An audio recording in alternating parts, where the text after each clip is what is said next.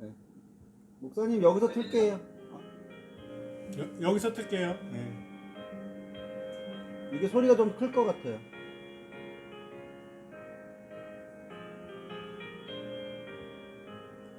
주의 친절한 발에 기세 우리 마음이 평안하리니 항상 기쁘고 복이 되겠네.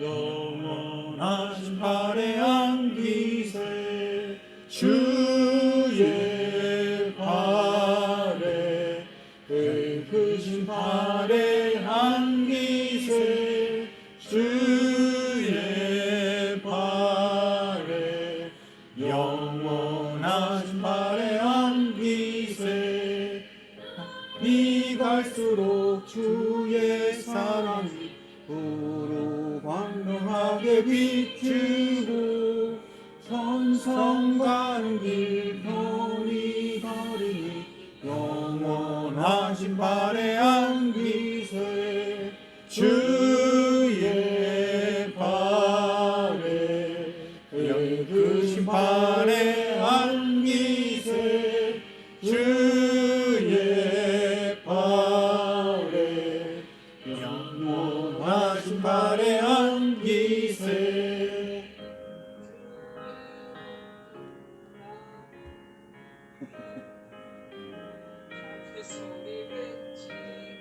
소리가 안 들리니까.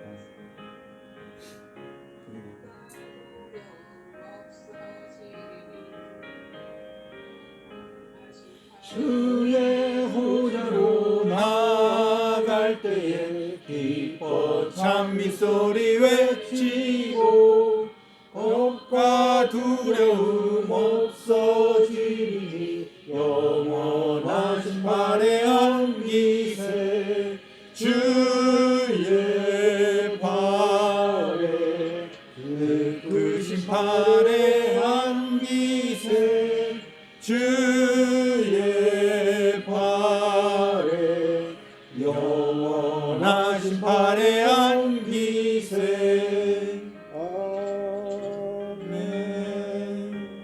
아멘.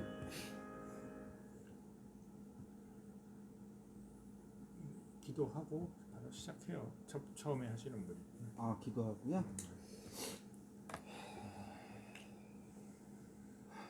주님, 주의 말씀을 붙잡고 이 험한 세상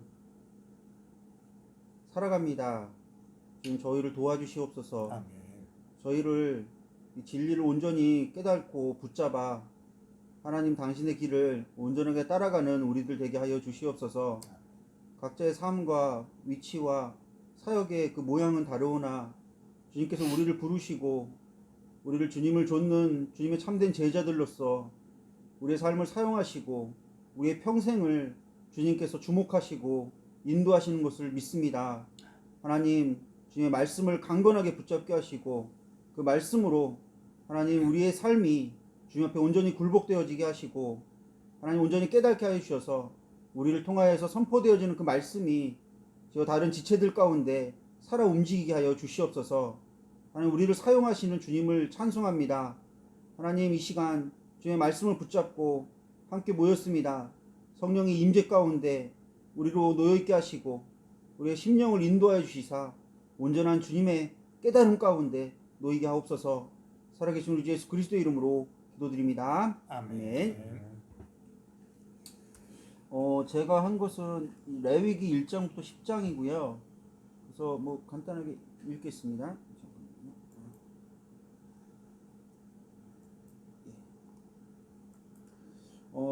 레위기는 모세오경전 가운데 위치하고 있다. 출애굽기 40장에서 성막이 완성되고 난 다음 이스라엘 백성들이 시내산에서 출발하기 전에 하나님께서 모세에게 주신 교훈을 기록하고 있다. 그래서 출애굽기 40장에서 성막이 완성되고 레위기 1장부터 7장까지가 제사 제도에 대해서 기록을 하고 7장부터 10장까지가 이제 그 제사장 위임식과 그 다음에 이제 그 나답과 아비후의 그 부정으로 인하여서 그 죽음을 맞는 내용들이 기록되고 있어요. 그래서 연결성이 있는 거죠. 사실상 출애굽의 목적도 하나님을 섬기는 것이었다. 그런 의미에서 레위기는 하나님과의 교제를 위한 책이다. 하나님의 거룩한 백성이 된 이스라엘은 성막 예배를 통해 거룩함을 회복하고 유지하여 모든 삶의 영역에서 그 거룩함을 나타내야 함을 강조하는 것이다. 그래서 대략 1장부터 7장까지는 5가지 제사 규정과 의식 거행 규정, 8장부터 10장까지는 제사장 위임과 제사의 시작에 대해서 나오고 있고, 뒤쪽은 그렇습니다. 그래서 1장부터 10장은 주로 제사와 제사장과 관련된 예배의 법을, 11장부터 27장은 거룩한 예배를 드리는 성도들의 성결하고 거룩한 삶에 대한 법들을 담고 있다. 그 중심에 16장의 속죄일 규정이 위치한다. 하나님의 거룩하심과 같이 거룩해야 하는 하나님 나라 백성들은 근본적으로 하나님의 속죄의 은혜에 기초해서 그렇게 살아갈 수 있음을 보여준다. 또한 26장은 시내산에서 주어진 율법의 순종 여하에 따른 축복과 저주를 선언하는 결론 부분으로서 모압에서 다시 선포된 율법의 결론 부분인 신명기 28장과 30장의 축복과 저주 부분과 연결된다. 그러니까 그 모세오경이 한글의 책이다라고 주장하시는 분도 있는데, 그러니까 내용이 다 연결이 돼. 그러니까 그 출애굽기 40장에서 성막이 완성되고 1장부터 7장까지 제사 제도를 얘기하고, 그리고 레위기 26장에서 율법의 순종 여부에 따른 축복과 저주를 이야기하면서 또 신명기랑 또 연결되고, 그래서 그 연결이 되는 부분들이 있고요. 그래서 1장에서 10장을 정리해 보면 다음과 같다. 여호와께서 회막에서 모세에게 말씀하셨다라고 기록합니다. 그리고 제사에 관한 규례, 그리고 제사와 성막의 직무를 위한 제사장의 위임식, 그 다음에 마지막으로 두 제사장 나답과 아비후의 범죄와 죽음에 대해서 기록합니다. 제사에 관한 규례는 첫 번째로 백성들에 관한 것으로 해서 제 이스라엘 자손에게 구하여 이르라고 시작합니다. 그래서 우리가 익숙한 대로 번제, 소제, 화목제, 속죄제, 속건제, 그 다음에 6장부터 7장까지는 제사장에 관한 것이라고 해서 아론과 그 자손에게 명하여 이르라고 시작한 것으로 번제와 소제와 속죄제와 속건제와 화목제 이렇게 나뉩니다. 그리고 제사에 관한 결론적 언급이 7장 37절부터 38절인데요.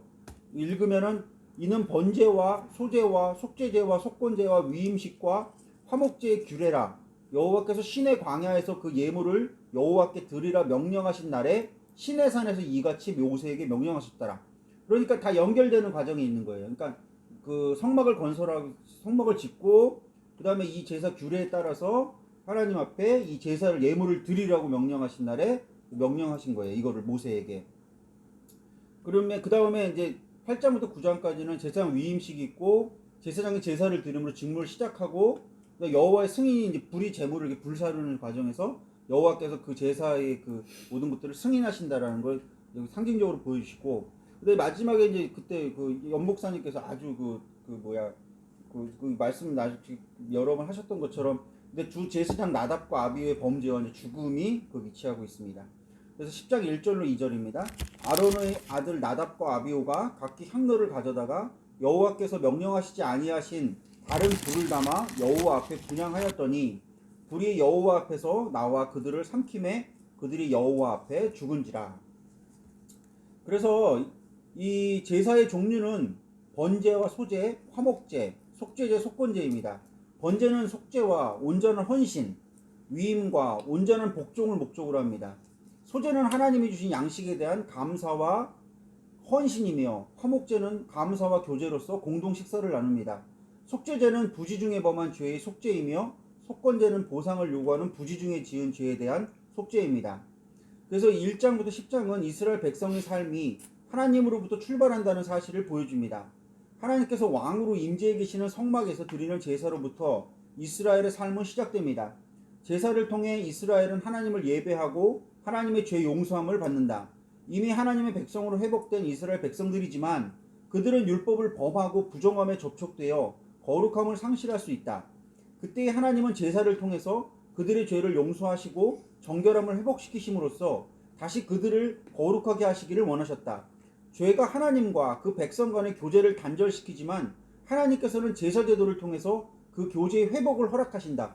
그래서 이게 이 교제가 이것도 역시 임재인데, 그러니까 그 에덴 동산에서 이뤘던 하나님의 임재를, 하나님과의 관계를 이 제사 제도를 통해서 하나님께서 이스라엘을 먼저 부르시고 은혜로서 부르시고 그들을 이 제사 제도를 통해서 거룩함과 정결함을 유지함을 통해서 하나님의 임재를 누리도록 하는 것이 바로 이 레위기의 1장부터 10장까지의 제사제도다. 그래서 그러니까 하나님의 임재하신다라는 것이죠. 그러니까 이게 이제 얼핏 넘어가면은 너무 당연한 것인데 하나님께서 지금 여기에 임재하신다라는 거죠.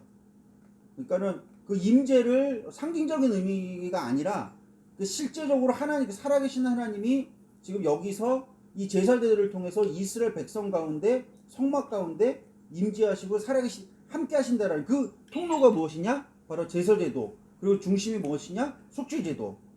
5가지의 제사는 백성들이 하나님을 만나고 하나님 앞에서 서로 교제하며 하나님의 용서를 통하여 거룩함을 회복하는 수단으로서의 의미를 지닌다. 제사제도를 통해 백성들은 이 죄가 용서받는다는 사실을 상징적으로 확인하게 되고 다시 거룩한 삶을 살기 위하여 세상으로 나아갈 수 있게 된다. 하지만 제물 그 자체나 그 제물의 죽음, 그러니까 즉 피가 죄를 사하는 것은 아니다. 그 제도를 허락하신 하나님께서 하나님의 자비를 구하면서 나오는 백성들을 그 제물을 받으시고 용서하시는 것이다. 중요한 것은 부정하게 되었을 때나 죄를 범했을 때에 하나님의 용서를 믿고 그분께로 나아가는 것이다. 그러니까 레위기의 이 제사제도의 요점은 그러니까 하나님 앞에 자신의 죄를 들고 나아가는 것이고 그리고 그를 통해서 속죄함을 받는 것이고 용서함을 받는 것이고 은혜를 받는 것이다. 이게 핵심이니까 그래서 그걸 통해서 하나님의 임재를 회복하는 것이다. 임재를 회복한 하나님의 백성은 성막으로부터 다시 세상 가운데로 나가는 것이다. 그러니까 이것은 이 메커니즘은 신약에도 고스란히 적용되는 거예요. 그러니까 그 이 제사제도가 우리와 먼 제도가 아니라 그 우리의 지금 우리가 경험하고 있는 이 하나님의 임재와 하나님의 우리를 정결케 하심과 우리를 다시 세상 가운데 보내시는 이 모든 메커니즘이 구약의 레위기에서 그대로 작동하고 있다라는 것이죠. 하지만 제물 그 자체나 그 제물이 중요한 것은 부정하게 되었을 때나 죄를 범했을 때에 하나님의 용서를 믿고 그분께로 나아가는 것이다. 제사장은 백성들을 대표하여 하나님께 나아가지만 하나님의 대표로서 백성들에게 사죄를 선언하기도 하였다. 그래서 그들을 세우는 의식은 참으로 중요하다. 제사의 성패는 그들의 손에 달려있다고 해도 과언이 아니다. 10장에 있는 나답과 아비후의 죽음은 얼마나 제사장의 임무가 중요한지를 상징적으로 보여주는 것이다.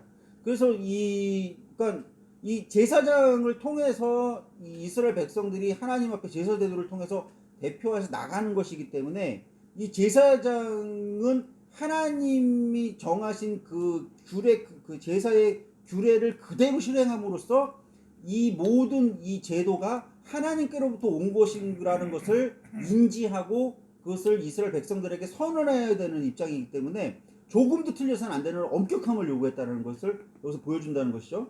그래서 그렇기 때문에 10장에 이제 마지막에 그 제사제도와 그 제사장을 세우는 것을 연결하면서 나답과 아비의 죽음을 놓은 것은 분명한 하나님의 경고인 거죠. 그러니까 출애굽기에서 그러니까 그 아론이 그 자기가 원하는 소견대로 그 황금 송아지를 만들어 놓고 여기에 예배해라라고 얘기할 적에 그렇기 때문에 그것이 하나님이 정하신 그 율법을 깨뜨리고 제사제도를 깨뜨려 버리고 십계명을 깨뜨려 버리고 새로운 갱신으로 나아가야 했다는 것을 본다면, 그러니까 그 아론을 대표로 하는 그 제사장의 그 위치라는 것은 정확하게 하나님의 뜻을 그대로 행하는 것, 그 모든 권위가 하나님께서 나온 것이다.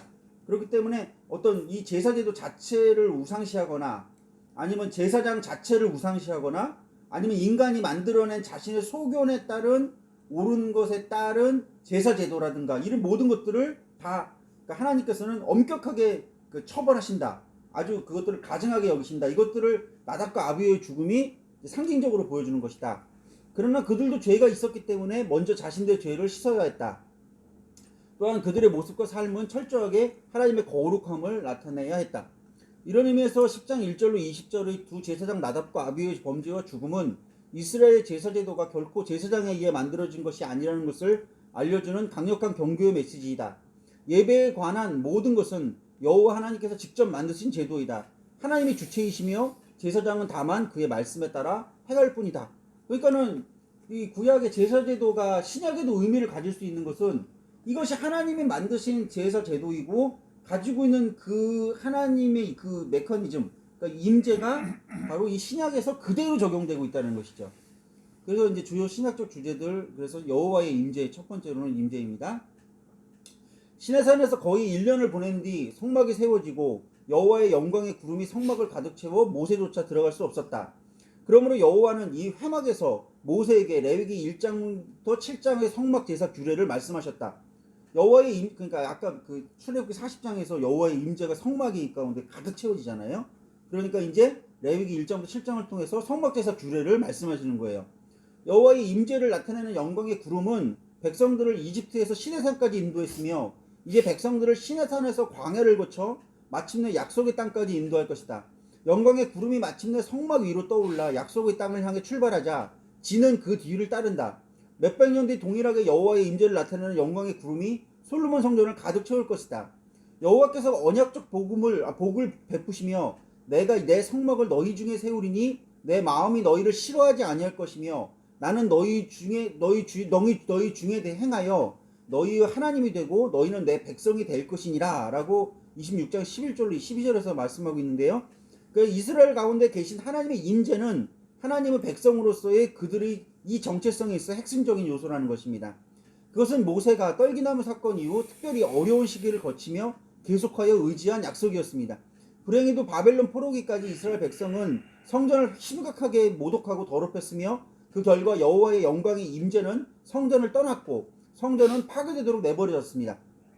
그러니까 하나님의 영광의 임재, 그리고 그 하나님의 영광의 임재를 잃어버린 이스라엘, 그리고 그 임재의 회복. 그러니까 이것이 이제 이 레위기 1장부터 7장, 1장부터 10장까지 제사제도와 그리고 제사장 제도를 규례를 세우면서 하나님의 임재를 이스라엘 백성들이 체험하고 그것을 나아가도록 하는 이 규례인데 이것들을 하나님께서 이것들을 이스라엘 백성들이 어겼을 적에 이제 하나님의 임재를 어떻게 잃어버렸고 또 신약에 와서 하나님은 이 예수 그리스도를 통한 이 제사 제도를 통해서 예수 그리스도의 죽으신 이 제사 제도를 통해서 어떻게 그 임재를 다시 회복하셨는가. 그래서 이제 신약은 성막과 성전, 하나님의 영광과 성전 안의 임재 등이 예수 그리스도, 교회, 믿는 이들 안에서 성취되었다고 선포한다.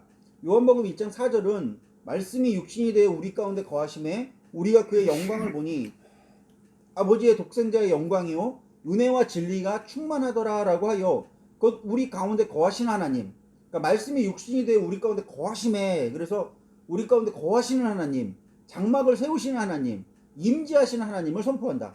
그래서 지금 여기에 이 말씀이 육신이 되어서 우리 가운데 거하신다, 그러니까 임재하신다.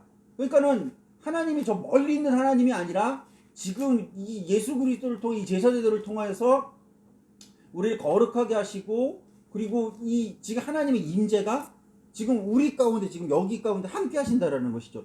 이게 상당히 놀라운 거죠, 이것은. 그리고 그 1장부터 10장은 바로 그 이스라엘 백성들이 어떻게 거룩함과 정결함으로 그 하나님의 임재 앞에 나아갈 수 있는 거를, 그러니까 이 제사제도와 제사장 제도를 통해서 이야기하고 계시다라는 것이고, 그것의 권위는 하나님께 있다. 그래서 바울은 이 임재를 성도 개인뿐만 아니라 그 모임인 그리스도 공동체 차원에서 설명한다.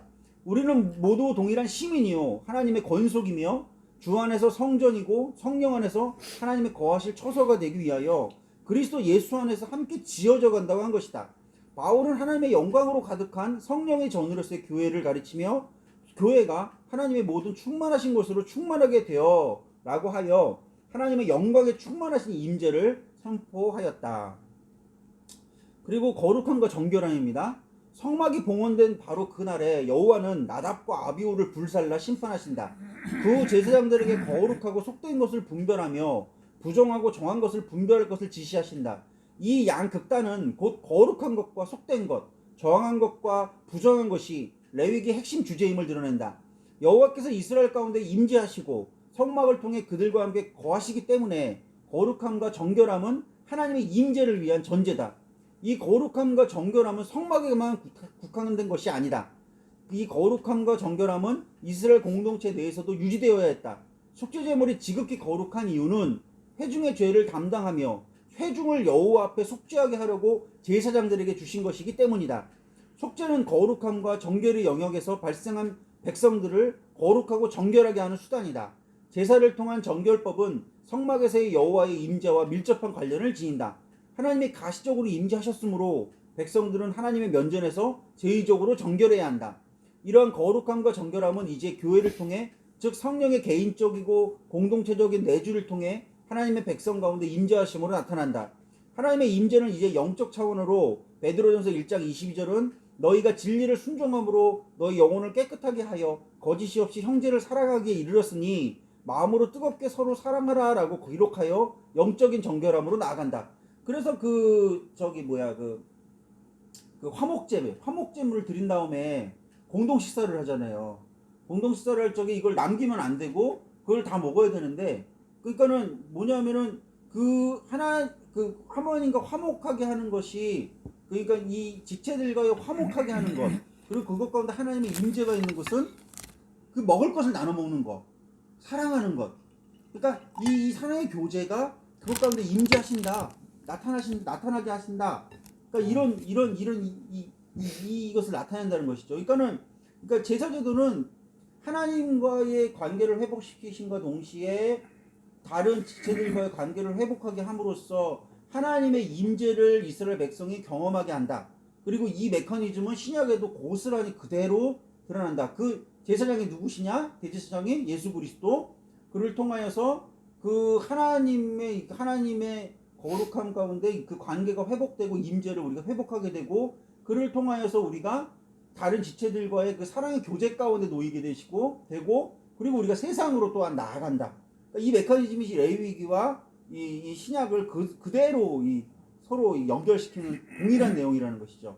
그리고 그 정결함은 사랑으로 표현된다. 육체적 정결함을 위한 제사의 절차는 이제 마음의 정결함으로 연속성을 지니는 것이다. 그러니까 제사제도가 겉으로 드러나는 그 형식에 대하여 얘기했다면, 이제 그 형식을 예수 그리스도를 통해서 완성하셨기 때문에 이제 그걸 통해서 우리의 심령 가운데 이루어지는 정결함, 거룩함, 임재, 그리고 그 사랑의 나타남, 이것이 이 구약이 가지고 있는 그 의미들이 이게 상호적으로 보여준다는 것이죠. 그러니까 제사제도를 통해서 그 단순하게 형식만을 보여주는 게 아니라 그 형식을 통하여서 그 형식이 담고 있는 그 영적인 그러니까 이 마음 속에서의 그 정결함을 나타내는 것, 이 의미가 신약에서도 고스란히 드러나는 것이죠. 그러니까 그 형식적인 절차를 완성하신 것은 예수 그리스도시고, 그래서 이런 점에서 레위기 1장부터 7장은 우리 가운데 그러니까 하나님의 임재, 그리고 하나님께 어떻게 나아가는가,